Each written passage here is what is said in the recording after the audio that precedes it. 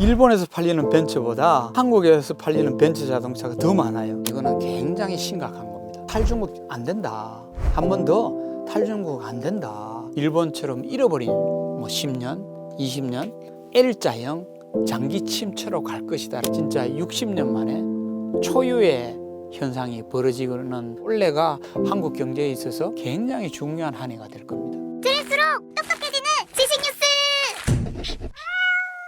IMF라고 국제통화기금이라는 단체가 있습니다. 이 기관이 2021년하고 2023년에 스페셜 레포트를 냈어요. 이 보고서는 지경학적 관점에서 미국과 중국의 갈등이 각국 경제에 어떤 영향을 미칠 것인가를 아주 정확하게 분석한 레포트인데, 뭐냐면은 미국하고 중국하고 이렇게 부딪히면은 최대의 피해국이 한국이 될 거라고 적시해 놨어요. 왜냐하면은 우리나라에 있어서 중국은 제1교역국이고요. 미국은 제2교역국이에요. 근데 제1교역국하고 제2교역국이 싸워버리면은 한국이 충격을 받는 것은 너무나 당연한 거죠. 안녕하십니까.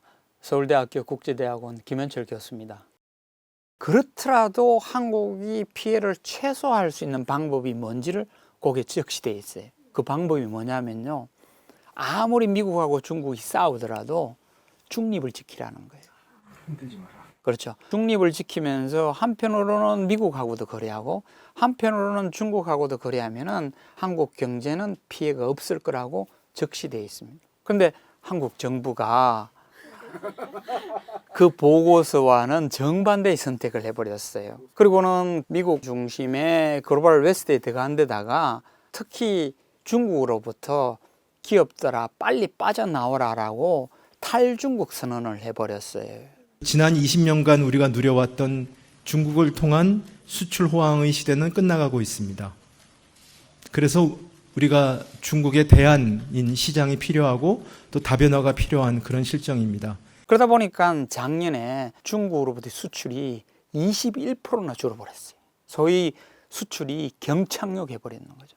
이렇게 경착륙해버리면은 경제가 충격을 받습니다. 왜냐하면 우리나라는 통상국가고 수출이 경제의 반 이상을 차지하고 있기 때문에 수출에서 이런 충격이 오면은 경제가 푹 꺼져버려요. 그래서 이게 이제 작년에 경제 성장률이 갑자기 1%대 성장을 기록한 그 원인이고, 이제 올해는 그렇게 수출의 충격이 오면은 그 다음에는 내수의 충격이 옵니다. 작년에도 정부는 2.5%, 2.4%를 예측했어요. 그런데 갑자기 수출이 쭉쭉쭉쭉 빠지니까 매번 5번이나 이렇게 예측치를 낮추면서 결국 1.4% 예측을 했거든요. 정부 예측치하고 실제랑은 왜 이렇게까지 큰 차이가 나겠습니까? 그 한국은행이라든가 이런 기관에서는 이렇게 정부가 탈중국이라든가 이런 정책을 갑자기 취하리라고는 생각을 못했던 거죠. 그래서 정부가 열심히 노력해서 그 미국의 수출을 많이 늘렸어요. 그런데 또 일본으로부터 수출이 또 빠져버렸어요. 그러는 바람에 전체적으로 토탈로 봤을 때는 그 제1교역국에서 왕창 빠지고 제2교역국에서 조금 성장하고 또 일본으로부터도 쭉 빠지니까 한국 경제 전체적인 수출이 불쑥 주저앉아 버렸던 거죠. 그러니까 원래 민간 소비라든가 또 건설과 같은 제조업 투자 부분까지 충격이 와서 이제 경제가 흔들리기 때문에 한국의 민간 그 전문 기관들은 올해도 경제가 1%대 성장할 가능성이 높다라고 예측하고 있는 거죠.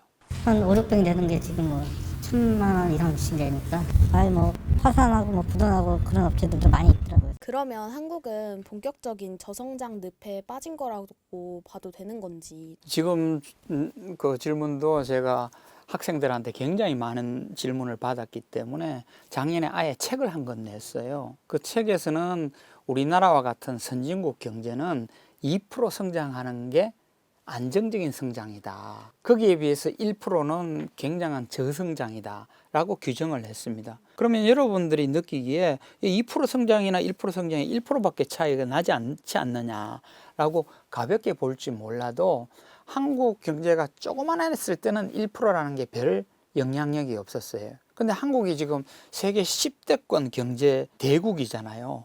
여기에 1%는 엄청나게 큰 파이예요. 그래서 이 파이가 이제 어떻게 경제의 체감으로 다가오는가 하면은 이렇게 1% 충격에 빠지더라도 부자들은 별 영향이 없어요. 어느 경제권이나 충격이 오더라도 부자들은 별 영향을 안 받는 거거든요. 그래서 요즘 보면은 예를 들어가 여러분이 길거리에 보는 벤츠 있지 않습니까? 일본에서 팔리는 벤츠보다 한국에서 팔리는 벤츠 자동차가 더 많아요. 일본은 인구가 한 3배쯤 되거든요. 그런데 일본도 경제 대국인데 이 정도로 부자들은 별 영향이 없는 거예요.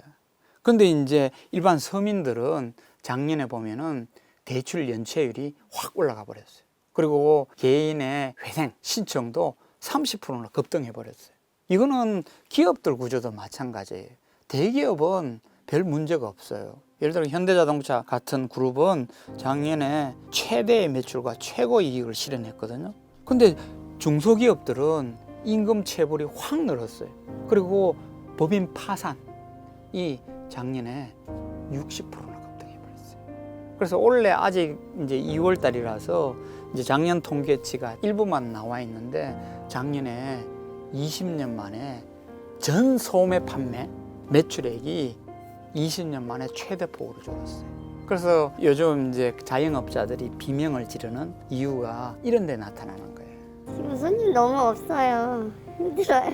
보세요. 지금 점심 식사 시간인데 지금 손님이 없잖아요. 그래서 1% 차밖에는 안 되지만은 이런 큰 경제 대국에 있어서는 이 1% 충격이 생각보다 강해요. 2% 성장은 선진국의 일반적인 성장률이라고 제가 정의를 했어요. 우리 전 세계를 돌아보면은 뭐 스웨덴부터 많은 선진국들이 있지 않습니까? 이 나라들은 장기 평균을 내면은 대체적으로 2% 성장해요. 그렇기 때문에 이거는 성숙 경제는 대체적으로 2% 정도 성장한다는 게 일반적인 현상이에요. 그런데 조금 전에 말씀드린 것처럼 우리는 1%대로 푹 떨어져 있잖아요. 그래서 우리는 빨리 이 1%대 떨어진 성장률을 2%대로 회복시키는 그런 노력이 필요한 거예요. 그런데 이제 우리나라의 많은 그 민간 연구소들은 올해도 1%대 성장을 할 거라고 예측을 하고 있거든요. 그러면은 이거는 굉장히 심각한 겁니다. 왜냐하면은 여러분도 기억하시겠지만 뭐 IMF라든지 최근에는 예를 들어 코로나 경제 위기 때 우리나라 경제가 푹 꺼진 적은 있지만은요, 한국은 그 다음에 V자 회복하는 그런 게 있었어요. 아무리 위기가 오더라도 1년 만에 회복한다라는 그런 게 있었는데, 만약에 작년에도 푹 꺼졌고 올해도 2%를 회복하지 못한다면은 이거는 한국이 경제 개발을 시작한 60년 만에 처음 있는 현상이에요. 그렇기 때문에 많은 한국의 민간 연구소들은 올해마저 만약에 1% 성장하게 된다면은 L자형 장기 침체로 갈 것이다라고 걱정하는 그런 기관들이 많아요. 그리고 저도 이렇게 가다가는 잘못하면은 일본처럼 잃어버린 뭐 10년, 20년 이런 어떤 장기 침체로 갈 가능성도 있기 때문에 올해가 지난 60년간의 한국 경제에 있어서 굉장히 중요한 해예요.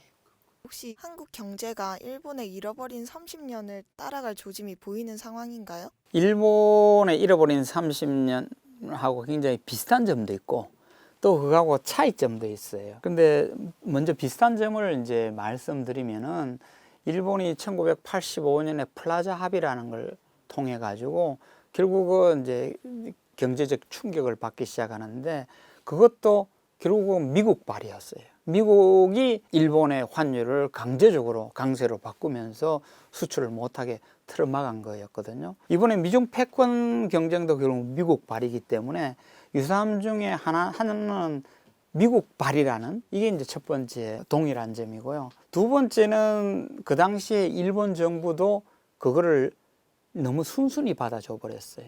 그래서 당시에 일본 경제계에서는 거기에 대한 반발이 굉장히 심했어요. 예를 들어 가지고 그 소니의 모리타 회장님은 제발 그 미국 요구 듣지 마라. 제발 일본은 노해야 된다. 라고 할 정도로 일본 정부의 태도에 대해서 굉장히 비판적이었거든요. 이번에도 마찬가지예요. 한국 정부가 탈중국을 해야 된다라고 했을 때 대한상의 회장님은 2번에 걸쳐서 안 된다고 이야기했어요. 2022년에 탈중국 안 된다라고 이야기했고 작년에 한 번 더 탈중국 안 된다. 한국 경제에 있어서 중국은 굉장히 중요하다라고 반발을 했음에도 불구하고 탈중국을 지속해 버리는 거죠. 이게 이제 두 번째, 동일하게 정부 대응이 잘못됐다라는 게 그 동일한 점이고요. 세 번째가 결국은 두 나라 다 수출 충격으로부터 왔어요. 결국은 일본도 플라자 합의를 받아들임으로 해가지고 대미국 수출이 푹 꺼져버리는 충격이 왔고, 우리나라는 작년에 대중국 수출이 푹 꺼지는 이런 현상이 나타났기 때문에 이런 점은 1980년대에 그 일본하고 동일한 점, 비슷한 점이에요. 근데 다른 점도 있어요. 그 다른 점은 뭐냐면은 일본은 그 당시에 수출도 경착륙을 시켰는데 내수도 경착륙을 시켜버렸어요. 그래서 내수 위기가 발생하고, 더 잘못된 건 뭐냐면은 수출 위기, 내수 위기가 발생하니까 결국은 은행과 금융기관이 흔들렸거든요. 그래서 금융위기까지 발생해 버렸어요. 그래서 일본은 삼중 위기를 만드는 바람에 잃어버린 10년, 20년으로 가버린 거거든요. 근데 이 점에 있어서는 한국 정부는 다릅니다. 작년에 사실은 한국도 금융 충격이 왔어요. 7월에 상호 신용금고에 막 그 뱅크런이라고 하는데 대출을 회수하려고 하는 일부 고객들이 움직임이 있었는데 한국 정부가 잘 막았어요. 그리고 여러분 기억할지 모르겠는데 작년 12월에 부동산 PF 대출 때문에 휘청을 했거든요. 그때 한국 정부가 잘 막았어요. 그래서 일단은 한국은 수출은 경착륙됐지만은 수출 위기는 있었지만은 금융 위기는 일단 잘 막고 있어요. 이제 마지막은 내수예요. 올해 이제 정부가 이제 내수 부양을 잘하고 해가지고 내수를 어느 정도 지킨다면은 일본처럼 안 될 수가 있어요.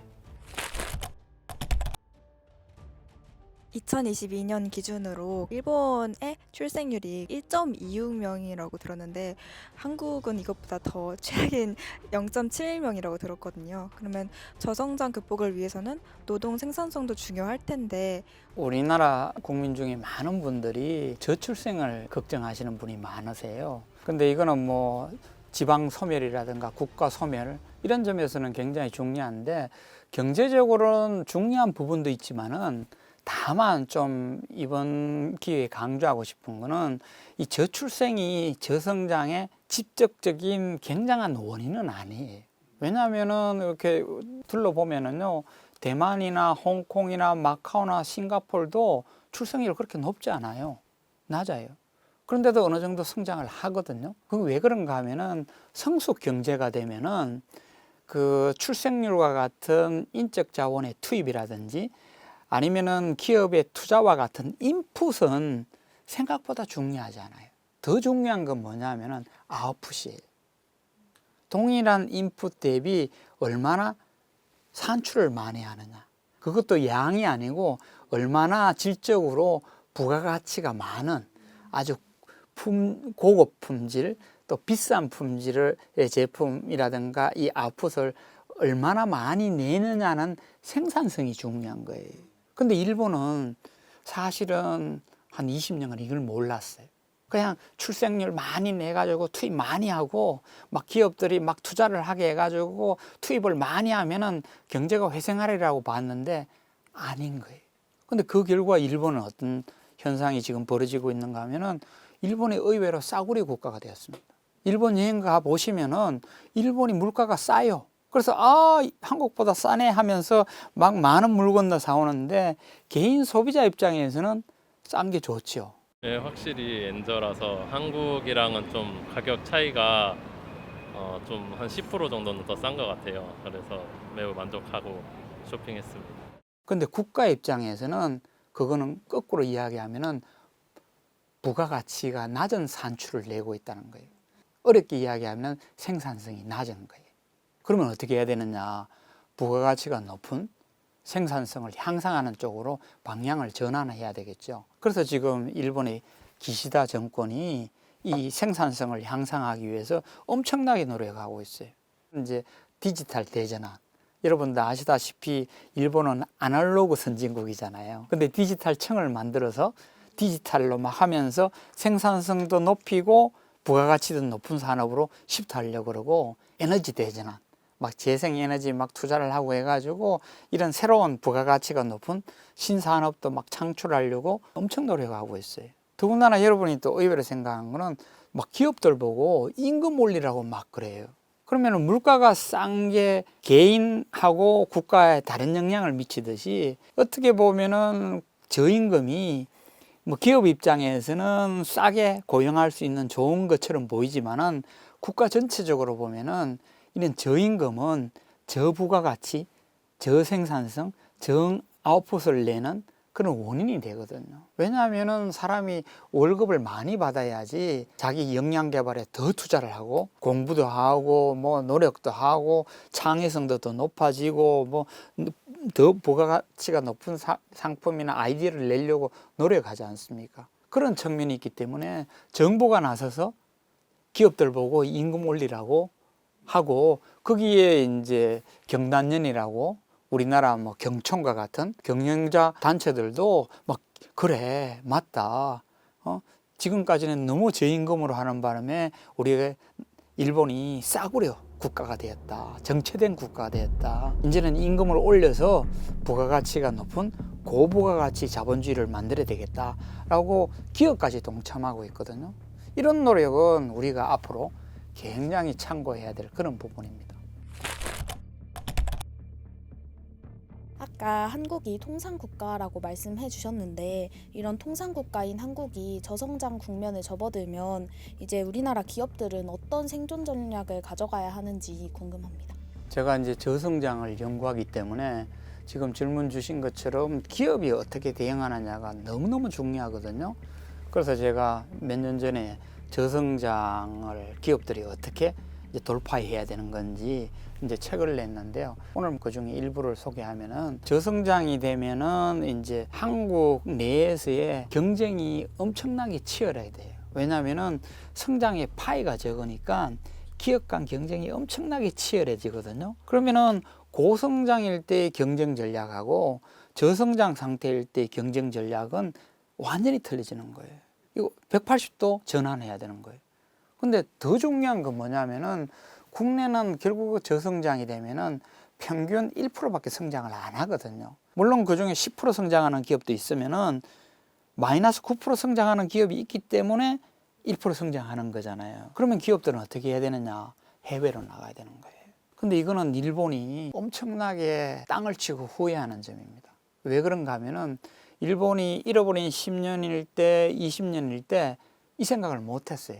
일본 경제 좋아지겠거니 하고 버티면 된다라고 생각을 했는데 10년 지나도 20년 지나도 못 버티겠는 거예요. 그래서 30년째부터 왕창 나갔어요. 근데 그때는 늦었습니다.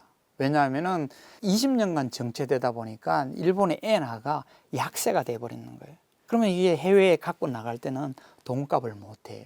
그러면 한국 기업들은 어떻게 해야 되느냐? 지금 환율이 강세일 때 미리 나가야 되는 거예요. 이게 성숙 경제예요.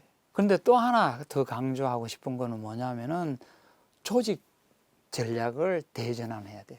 이게 너무나 중요한데 10대 9 현상이라는 게 있어요.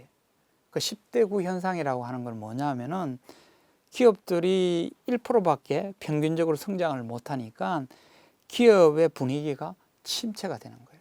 그리고 작년처럼 임금까지 줄어버리면은 사람들은 일할 맛이 안 나죠. 그러다 보니까 일할 의욕을 갖고 있는 사람이 조직 구성원 중에 10%밖에 안 되는 거예요. 나머지 90%는 의욕이 없는 거예요. 임금도 주는데 그리고 앞으로 1%밖에 성장 안 된다는데 우리 기업 매출도 준다는데 이익도 안 난다는데 이래 되면은 90%의 구성원들은 아이고 뭐 너무 힘들어 희망도 없고 이래 되는 거예요. 그래서 일본의 경우는 어떻게 하면은 10% 하려고는 의욕에 불타는 사람을 어떻게 하면은 이 사람들 중심으로 기업을 끌고 갈 것인지 나머지 의욕이 없는 이 90%의 사람들한테 어떻게 하면은 동기부여해서 함께 일할 것인지 이거를 고민한 게 지난 30년이거든요. 이제 저성장을 헤쳐나갈 수 있는 그런 기업들의 생존 전략을 지금부터라도 본격적으로 준비해야 되는 거죠. 교수님은 2024년 한국 경제에 혹시 어떻게 전망하시나요? 올해에 만약에 이제 1%대 성장을 하게 되면은 진짜 60년 만에 초유의 현상이 벌어지는 그런 경제가 되는 거거든요. 기업이나 가게는 올해 경제 성장률이 다시 2%로 V자 회복을 할 것인지 아니면은 L자로 작년과 마찬가지로 1%로 성장할 것인지를 굉장히 예의주시해야 돼요. V자 회복을 한다면은 한숨을 돌리겠지만은 만약에 L자로 간다면은 이제는 본격적으로 이제 저성장 시대에 대비할 준비를 해야 되는 거죠. 그래서 올해가 한국 경제에 있어서 굉장히 중요하고 기업이나 가게나 개인한테도 있어서도 올해의 경제 방향이 경제 결과가 굉장히 중요한 한 해가 될 겁니다. 근데 지금 벌써 이제 1월이 지나고 2월 중순이잖아요. 스타트는 어떻다고 생각하세요? 그래서 얼마 전에 이제 1월 달 일부 수출 통계가 나왔는데 또 수출이 마이너스예요. 작년 연말에 조금 희망이 보이다가 또 폭 꺼졌어요. 이런 어떤 변화가 아마 올해는 굉장히 많이 있을 겁니다. 그래서 제일 좋은 거는 이제 돈을 풀어야 되는데 현 정부가 재정 건전성을 너무 강조해서 작년에는 돈을 거의 안 풀었어요. 근데 정부도 소비 주체거든요. 그러니까 지금 그 기업들은 지금 경제가 어려우니까 투자를 안 하려고 하고 가게는 부채가 늘어있고 지금 임금이 줄잖아요. 실질 임금이. 그러니까 돈을 더욱더 안 쓰고. 그러면 정부는 써가지고 이거를 좀 맞춰줘야 되는데 작년에는 정부마저 안 썼어요. 그러다 보니까 경제적 충격이 함께 온 거거든요. 근데 모르죠. 올해는 선거가 있어가지고 정부가 좀 써준다면은 저는 내수부양에 효과가 있고 특히 돈 있는 사람한테 쓸 필요는 없어요. 오히려 자영업자, 중소기업, 한계 가게처럼 어려움이 있는 사람들한테 핀포인트로 쓰면은 효과도 있고 인플레이션도 자극하지 않는 이런 효과가 있기 때문에 저는 정부가 좀 써줬으면 좋겠어요. 교양이를 부탁해라는 타이틀이 아주 재미있더라고요. 저는 경제를 부탁해 라는 그런 이야기를 하고 싶습니다. 오늘 수고 많으셨습니다. 감사합니다. 네.